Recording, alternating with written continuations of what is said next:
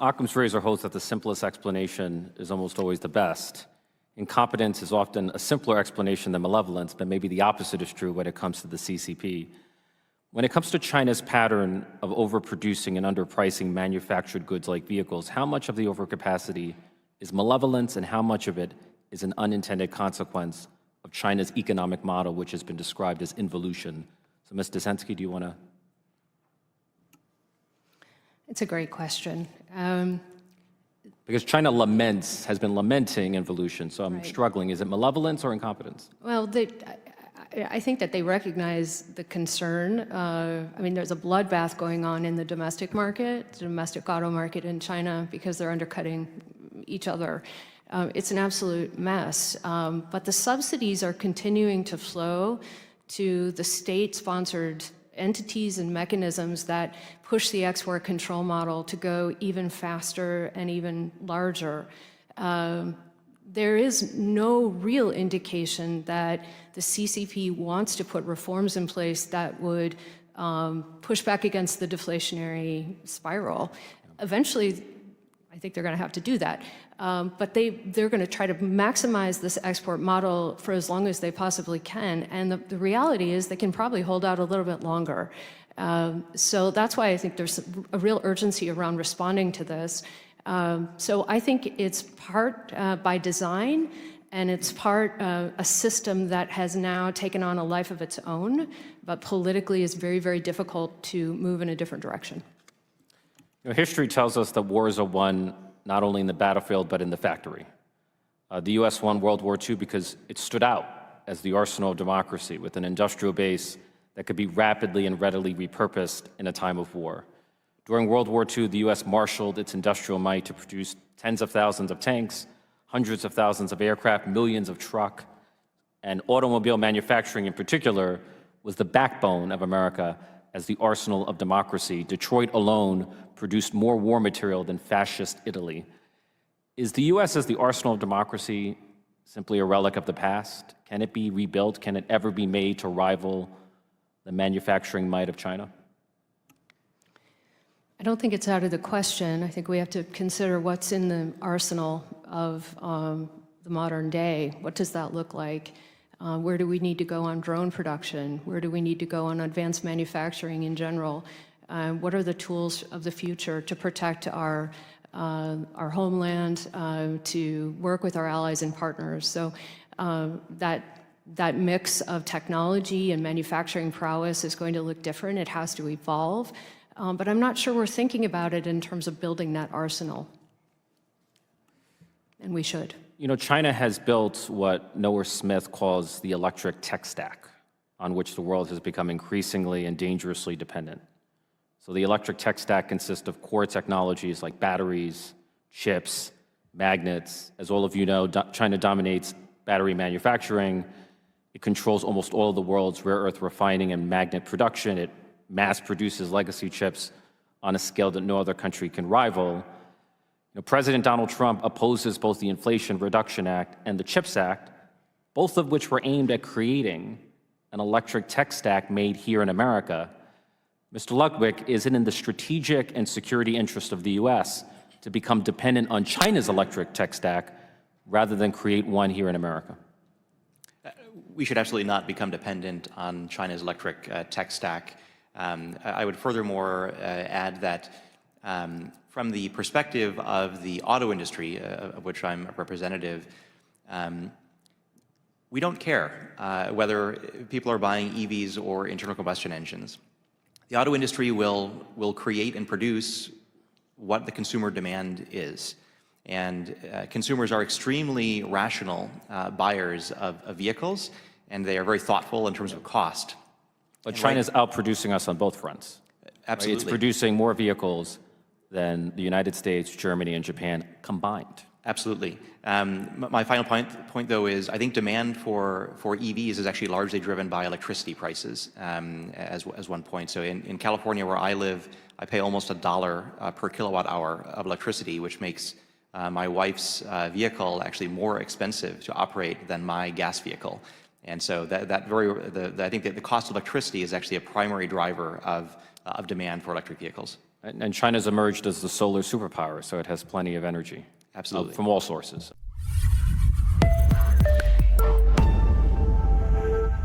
Is an issue that affects more than Michigan, it affects the entire rest of the world compared to China. I'm interested in this subject of the subsidies. Ms. Dzinski, you just said something about the competition dynamic in China. It's kind of a mess, I think you used the word. So what, could you talk about what the forms of subsidies look like in China and how they compare what, I guess what you could call subsidies in the Western world, what they look like, and how can we counter them? I'm not sure we want to emulate them exactly, but, and then I'm also interested in the bigger question of how long can China continue to operate that way in a subsidized world. I mean, that seems like a very unsustainable business model, but I guess in the long run, all I have to do is outlast the rest of us, right? So could you comment on that, or anybody else that has any comments or thoughts about that as well? Sure, thank you. And I'll just point out, we issued a report over the summer on the advanced battery supply chain and went into a tremendous amount of detail on the structure of subsidies, so that might be a good reference point. But let me just list a few. Manufacturing grants, low-interest loans, tax exemption and rebates, consumer subsidies, state and local fleet mandates, and it goes on and on. The scale and scope of these subsidies is what matters. It's been happening for many, many years, and there's a graph that's coming to mind from our report where we show the amount of subsidies for EVs for Chinese firms versus the US, and there is no comparison. It's many, many, many times more than the US has undertaken.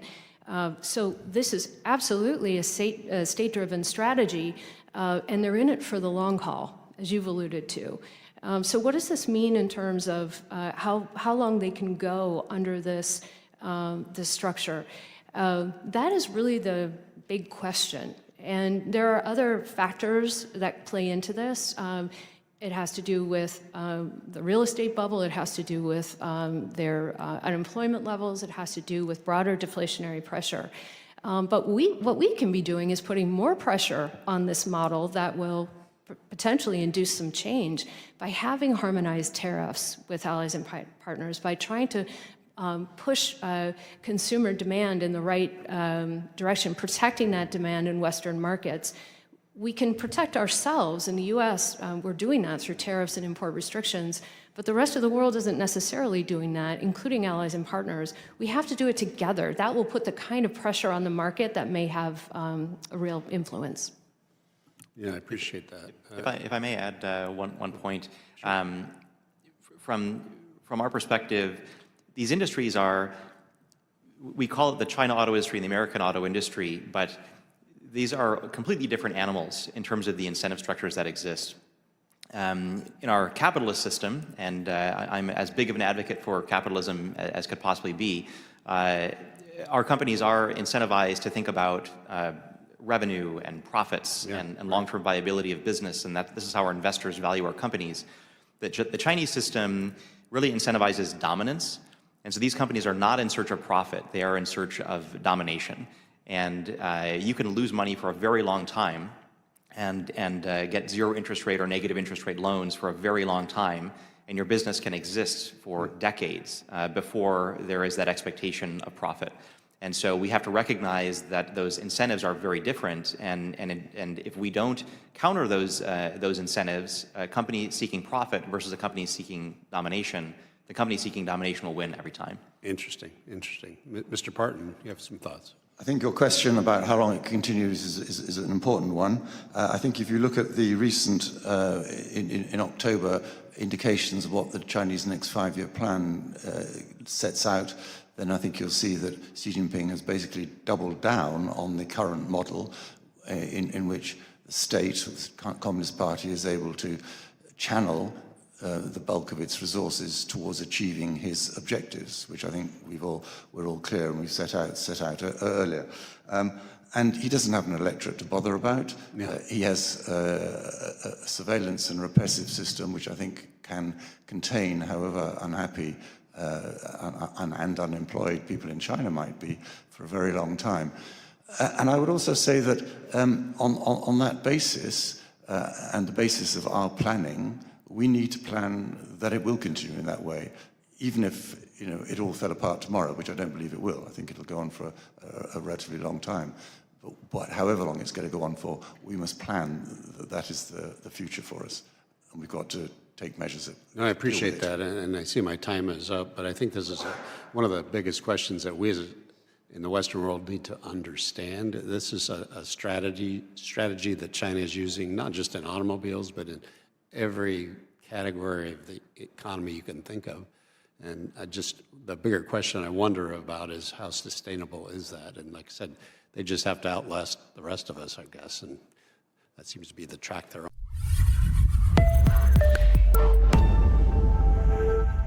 Right now, so I'm going to try to compartmentalize.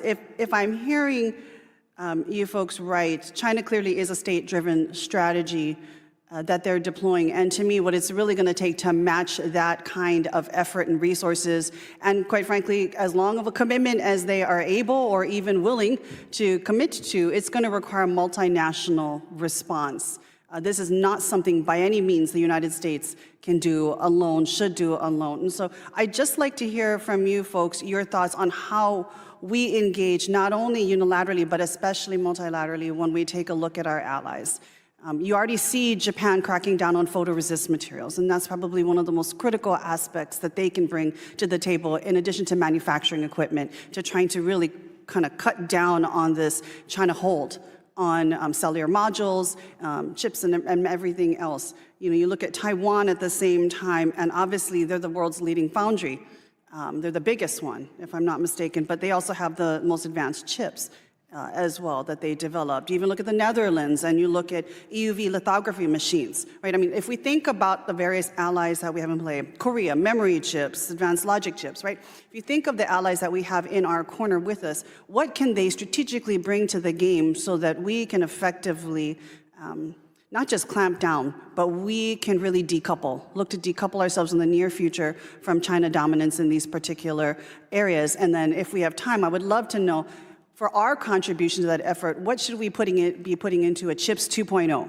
And we know that even just this past summer with the Big Ugly Bill, we took out $1 billion in investment from the Wireless Innovation Fund, which really should have put us on track to be able to compete from a technology standpoint with China. So what can we put in as our piece of the pie, in addition to our allies, to really be able to look at successfully decoupling ourselves from China dominance in the market? I'll jump in on that. Thank you for the great questions. I'll maybe just focus on the first part of your comments and building out something like an allied supply chain.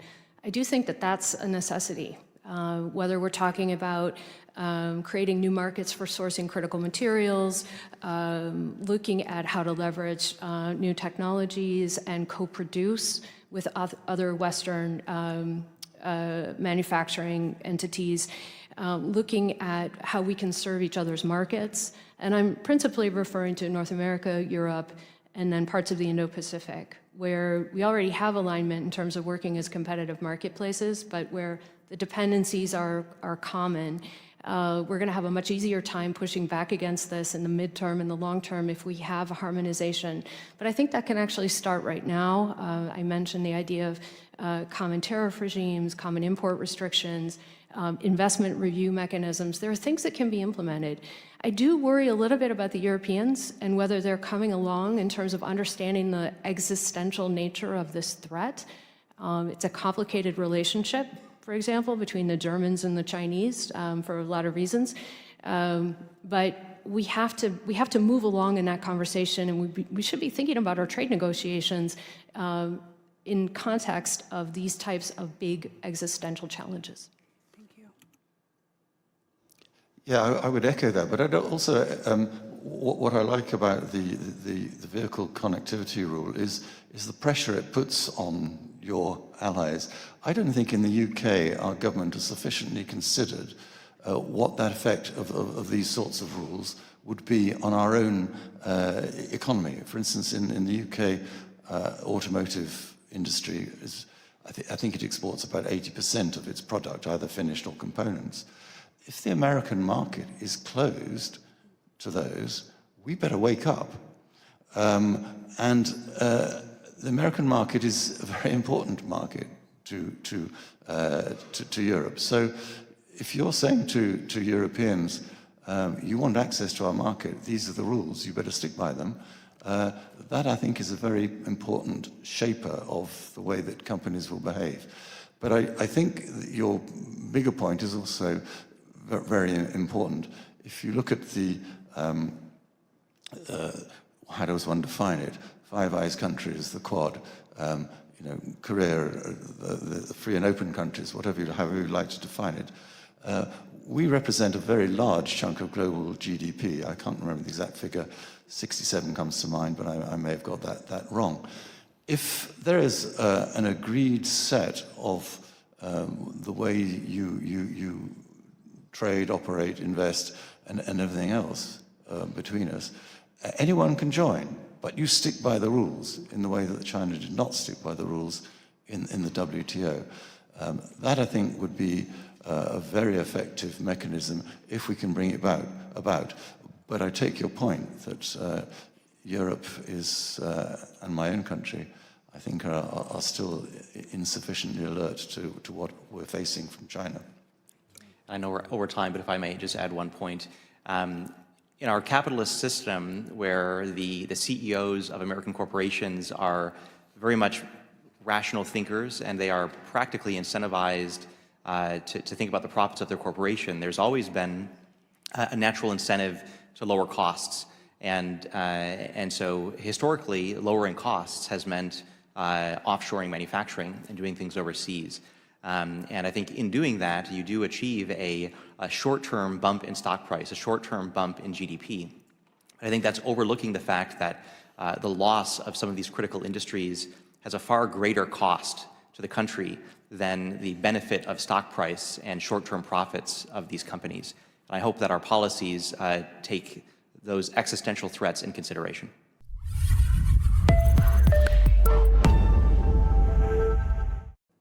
So Chinese firms have a history of employing backdoor tactics to evade sanctions and gain access to U.S. markets.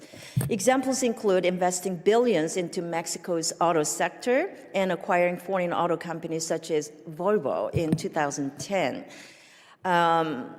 Ms. Dzansky, how serious is the threat posed by Chinese firms using automobile plants in Mexico to qualify for tariff-free treatment and enter the U.S. market indirectly? Thank you for the question. I would point to two risks. One is, yes, being able to use the mechanisms of the USMCA in a way that wasn't intended to kind of subvert what content requirements are required for North American, to meet the North American threshold, but being able to move around that because of local production in places like Mexico. So that's one thing we have to look at. But the second threat is actually to Mexico directly, and maybe more existential for them in the short term, which is the influx of Chinese vehicles is actually hollowing out the domestic manufacturing capability in Mexico. They're selling so many of these vehicles that it impacts their ability to serve their own market, in addition to the effects for North America.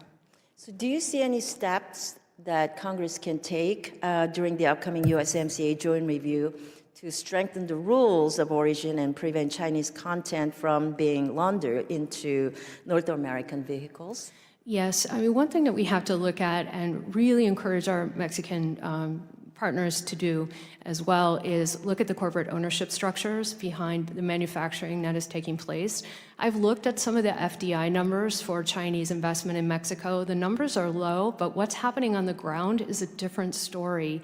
And it really makes me question where's the capital coming from China, in what form, what kind of assembly is taking place. There's importation of assembled vehicles, but then there's also assembly taking place in Mexico and parts and products. So I think we have to work with the Mexicans to get to the bottom of that and root out where the money is coming from, what the corporate structures are, and what the impact is.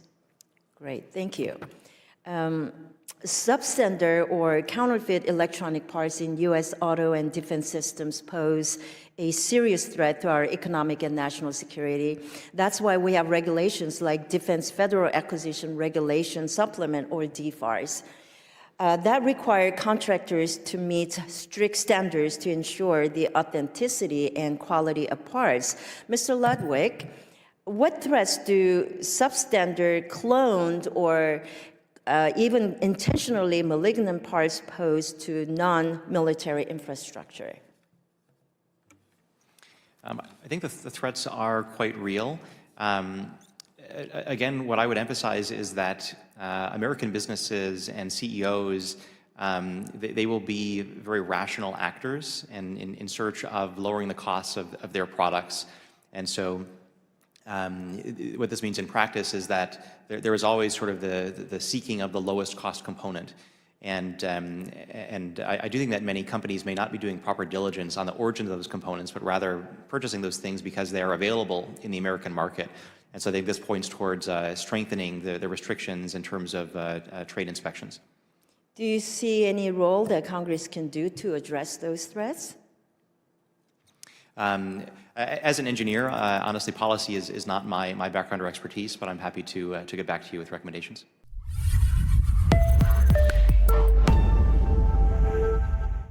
This hearing is appropriately titled and truly reflects the threats we are facing. Let's be clear, this is not just about market competition. There is a coordinated campaign by the Chinese government to dominate the global auto industry through massive subsidies, forced technology transfers, and control over critical supply chains. China heavily subsidizes its own car companies so they can sell vehicles for prices American businesses cannot fairly match. That threatens jobs in U.S. factories and weakens our domestic manufacturing base. On top of that, China has forced American companies to give up valuable technology as the price of doing business in their market. That means American innovation has been manipulated to the benefit of foreign competitors and foreign workers. And for states like Ohio, the stakes are very real. We have lived through decades of plant closures, mass layoffs, and chronic disinvestment that hollowed out communities across the state and the Midwest. Families lost good-paying jobs in the auto industry because of lack of skill, or not because of lack of skill or dedication, but because production was shipped overseas or plants were forced to close. Now, after years of hard work and major investment to rebuild America's industrial base, we are seeing real progress, especially toward building a thriving EV industry.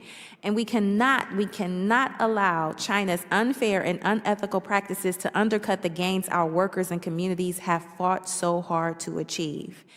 At the same time, the U.S. automakers face steep cost disadvantages because Chinese battery firms benefit from state support. And uncertainty around compliance standards, timelines, and definitions risk slowing progress and raising costs for consumers. So, Ms. Dzinski, how can federal agencies provide a stable framework that U.S. companies need to invest and U.S. workers need to compete effectively? Thank you for the question. You've hit on some very important elements and problems that the supply chain is facing, that the auto sector is facing more generally. I think it comes down to having short-term, mid-term, and long-term strategies that allow us to stay the course so that what we're putting in place in terms of important import restrictions, strategic tariffs on certain parts of the supply chain, subsidies that we might provide to advance new technologies and different types of magnets that don't rely on rare earths. I mean, there's so many examples that we begin to think about it as a coordinated and structured approach. And ultimately, the goal of all of this is economic prosperity through a strong manufacturing base where we own our future. But we need to have that commitment across the entire journey. And right now, I think we have pieces of it, but it's not necessarily coming together in a way that's going to get us to that objective. So there are a lot of pieces across the federal government that need to be further coordinated. We talk about the idea of creating an economic pentagon. We don't really need a pentagon, but a structure where federal agencies are more aligned around how we're using the tools, and where we understand as a country at a more granular detail where the vulnerabilities are. So all of this needs to be put on steroids. We need to do a much better job of planning.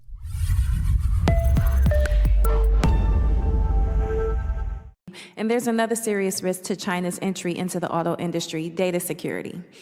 Today's vehicles are not just cars, they're computers on wheels. They collect information about where we go, how we drive, and even what happens inside the vehicle through audio and visual monitoring. When that technology is tied to companies that must answer to the Chinese government, it raises real concerns about privacy, foreign surveillance, and national security. So, Mr. Ludwig, in simple terms, what could a foreign government realistically do with that kind of information? Thank you for the question, Congresswoman. To be honest, they could do whatever you could imagine they could do.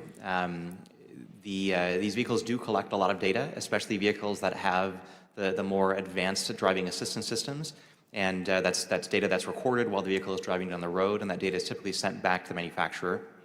And if the manufacturer is in China, certainly there are party members in executive ranks at those companies, and they could do whatever they want with that data. Thank you so much. And Mr. Parton, you spoke about cellular modules and how our vehicles are already acting as surveillance tools. And in your written testimony, you cited that China is the source for 69% of CIM shipments, which aims to become the global monopoly in the CIM supply. With companies like Quectel and Fibercom metastasizing by establishing partnerships in non-Chinese companies, and the unlikelihood that non-Chinese companies could develop their own technology to compete, what safeguards should U.S. put in place, and what impact could that technology have on the workforce in the next 5 to 10 years? As I said earlier in the testimony, I think in terms of vehicles, you've moved down that track. Although the connected vehicle rule is not yet fully implemented, there's a lead-in time. But that sort of regulation is going to mean that automotive companies, have to avoid the Chinese companies, Quectel, Fibercom, and others, or the metastasizing companies under them. And I think that's, as I said earlier, I think that is a model that needs expanding throughout your industry, not just the automotive industry, but all the other areas of it. If I could just go back on very briefly on the question you asked earlier in terms of the sorts of threats that vehicles can do. I mean, here's a good example. The quality of cameras in vehicles now is sufficient to do facial recognition. LIDAR is mapping out everything. In the UK, there have been bans on Chinese vehicles going within 2 miles of certain military bases. The Chinese, of course, do exactly the same. They ban Tesla vehicles from going anywhere near sensitive. So you can see that these vehicles and the data they're picking up, put together with other data, I mean, let's say you drive a car into, I don't know, Langley, Virginia, and then hoover up all the faces and put names and identities to those faces. That's the sort of threat that is possible.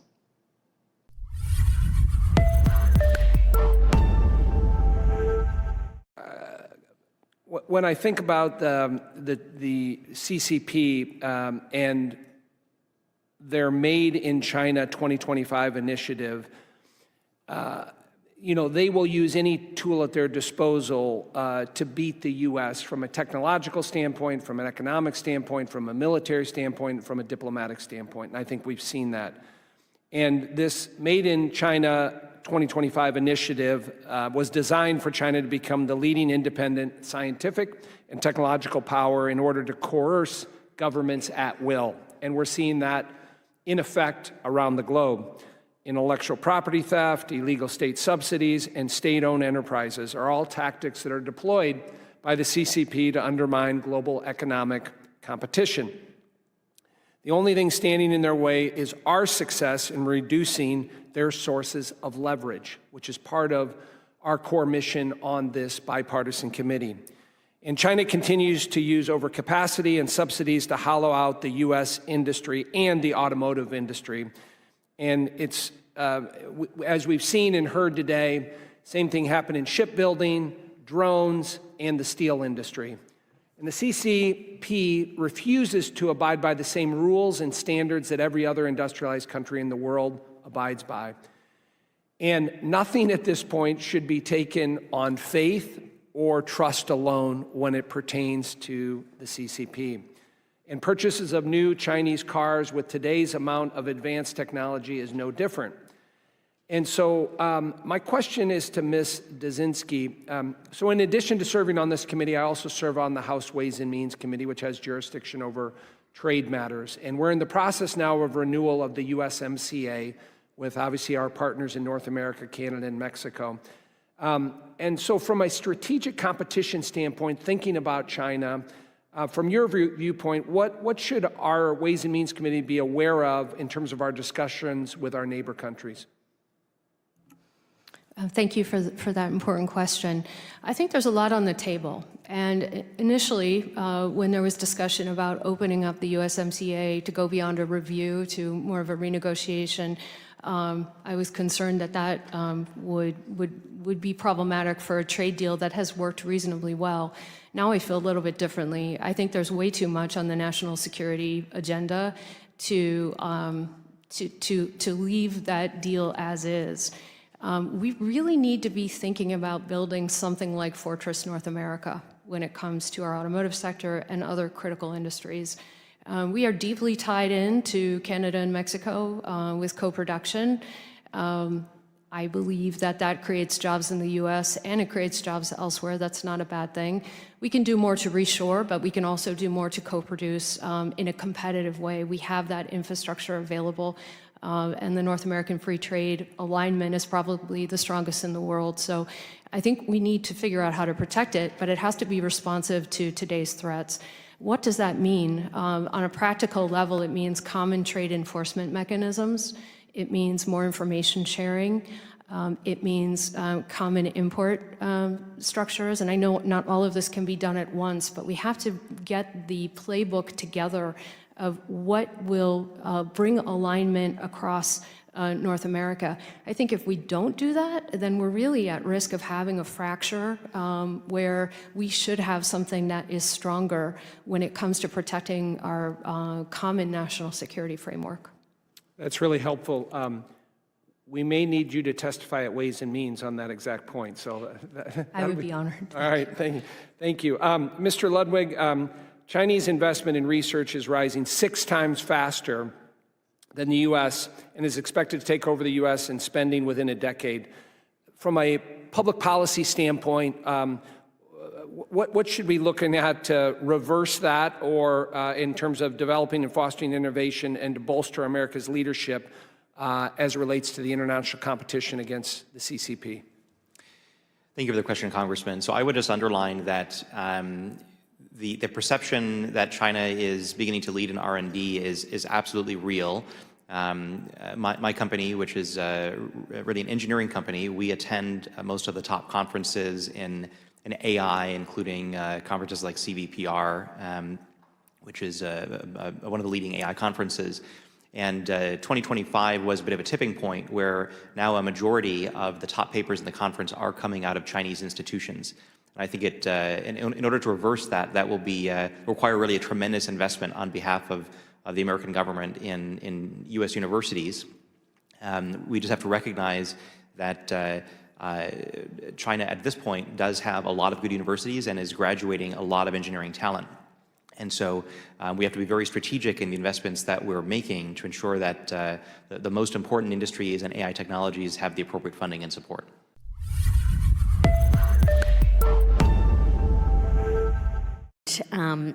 As several of you have mentioned, China has produced over 30 million vehicles in the last year, and it is confronting a severe domestic demand shortfall. And rather than allowing market forces to correct the imbalance, the Chinese Communist Party has relied on state subsidies, non-market pricing, and export pressure to push excess vehicles and components into foreign markets as a release valve for its own economic instability.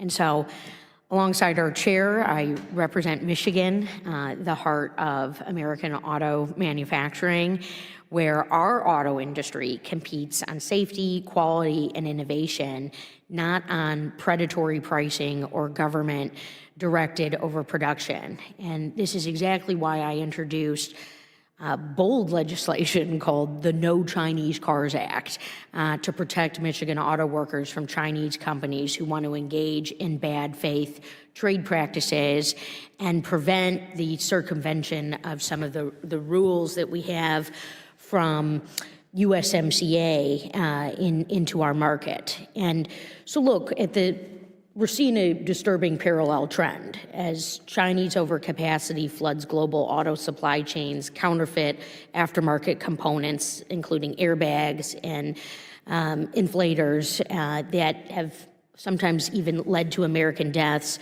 are entering the U.S. through opaque import routes, online marketplaces, and informal distribution networks. It's concerning because today's vehicles are no longer just physical products, but connected systems carrying software, data, and safety-critical technologies that can embed long-term risk into our economy and our infrastructure. Once installed, these parts are nearly impossible to trace, undermining recalls, owner notification, and, of course, public safety. And it is a real delight to have my friend Peter Ludwig here from Applied Intuition and your great team. We boast that Applied Intuition is in my district, in Michigan's 11th district of Royal Oak. I still have the photo that you nicely gave me of the ribbon cutting, and we celebrate your success. But I'm curious for the panel, how should Congress understand the connection between China's state-driven overproduction, the pressure to gain access to the U.S. vehicle market, and particularly, Peter, for the space that you're in, because with the auto industry and AI and the ones and zeros, there's traceability, there's supply chain visibility. The reason you and I know each other is because I have visited hundreds of automotive supplier companies in my district throughout Michigan. We want to compete and we want to win. So. Thank you for the question, Congresswoman. Referencing my earlier statements as well, the key thing is recognition that the Chinese auto industry is structurally incentivized to dominate rather than to profit. And in that quest of domination, this means prices that are extremely low. And I do think that from our American perspective, we have to look at really costs and equalizing costs to ensure that our American companies can be competitive. Are you getting what you need on that front? As an engineer, I'm not so deep in that specific topic, but I'm happy to get back to you on that. Well, we love your engineering and your Michigan-based roots and all you've done, and particularly with the great intersection that exists between your enterprise and the automotive sector and how we want to compete and win. We are in a challenged time. Mich Auto just came out with a great study showing where the American auto industry is right now vis-a-vis our competitors, and it's real. It's a real competition. Our auto executives are certainly waking up every day with the ferocity of China being the largest exporter of vehicles in the world. We want to continue to dig on these parts, components questions. Glad to hear about the bipartisan legislation. And I want to continue to push for my legislation, the No Chinese Cars Act, to make its way into something like the USMCA going forward. So with that, Mr. Chair, thank you again for the very elucidating and important panel. I'll yield back.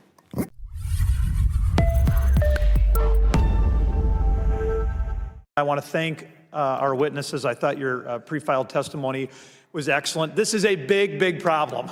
And I'm not sure America is paying anywhere near enough attention. And I think you coaching us about the very real way in giving the Chinese Communist Party leverage over so many pieces of critical American infrastructure is a big problem. Even with just something like LiDAR, this is not a technology that most of America understands, and yet it is giving the Chinese Communist Party eyes into how almost everything important in America connects together and is mapped. Just think about how much leverage that gives the PRC in times of conflict with our country. And so that's why I've introduced legislation that would just make it clear the Department of Transportation is not going to be sending our taxpayer dollars toward Chinese LiDAR. I want to start with you, ma'am. I want to thank FDD Action for endorsing my bill. I think that is helpful rocket fuel to make sure that we continue to build momentum. Talk a little bit more about the legislation. Are we headed in the right direction? I think we are headed in the right direction, and I appreciate that you see the value in raising the temperature around all of this. A couple thoughts coming to mind as you were speaking, and it has to do with China and how they're viewing our action or inaction. The CCP is betting that we won't strike back, that we will not take a comprehensive approach to protecting our markets. Tariffs are sending a different message. That's good, but we know we need to do more. The CCP is betting that Europe won't take action, that they won't get their act together. And they're also betting that Mexico will eventually become a base of operation and potentially a backdoor, maybe through components and parts, maybe more. So we really need to do a better job of conveying what it is that our economic adversary thinks we're capable of and not capable of, and what our counter to that needs to be, what our strategy needs to be. So I think anything that we can do to both highlight these risks and point out where there are opportunities to move away from Chinese technology, to move away from ownership structures that are too onerous and give control to the wrong people, and coordinated use of import and tariff type barriers.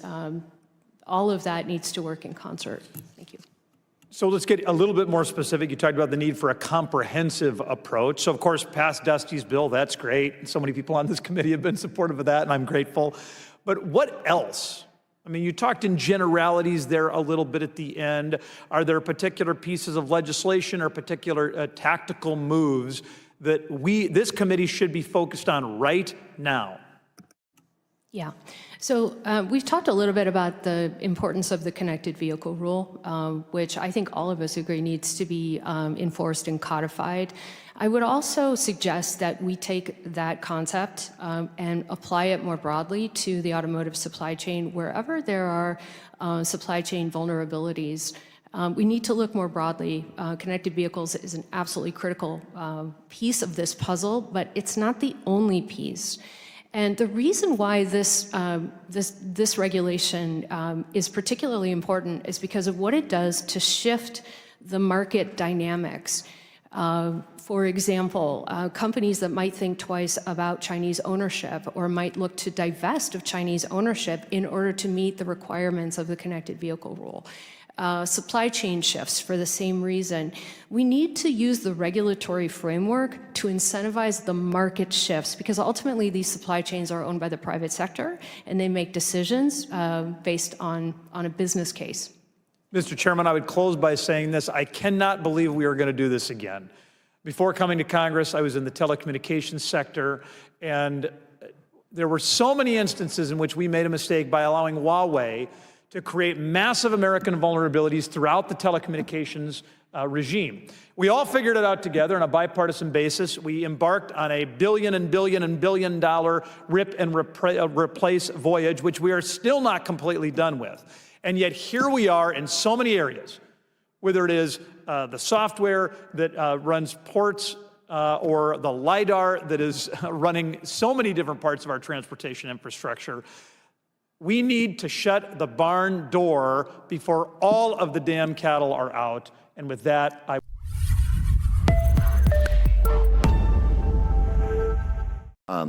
What barriers do you think we should implement to ensure China doesn't use Mexico as a backdoor to the U.S. market without alienating the partners we need for a secure supply chain? Well, I would certainly look towards common trade enforcement activities that need to be happening on a much greater scale. So we need to be working with the Mexicans and the Canadians on transshipment issues, rules of origin, any sort of obfuscation, right, of these shipments that are coming in where we may not have the visibility that we need. That's also connected to broader trade enforcement infrastructure. We talked a little bit earlier about cranes, for example, and not controlling surveillance technology, but it goes even deeper than that. We actually don't have a view on supply chain logistics and manifest information in a way that we need together with North American partners. So there's a whole range of things that need to happen on the trade enforcement side. Then again, we need to look at common import restrictions and barriers that make it impossible, really, for Chinese companies to move around that Fortress North America type of construct. That's how we need to be thinking about it, and that's where our trade engagement can be leveraged to meet these broader national security objectives. I really appreciate that. And then I think it's been covered throughout this hearing, but Mr. Lugwood, maybe to finish up the hearing, the risks of cutting U.S. incentives and support for this important industry for the United States to be able to compete as strongly as possible with the Chinese EV industry. What are the risks? Yeah, I think the risk is it's the loss of the industry in such a way that it cannot be easily built back. It's not only the jobs, but it's also just having the foundational capability to build things. And I think our country has lost a lot of that over the past 30 years, and we shouldn't let it continue further.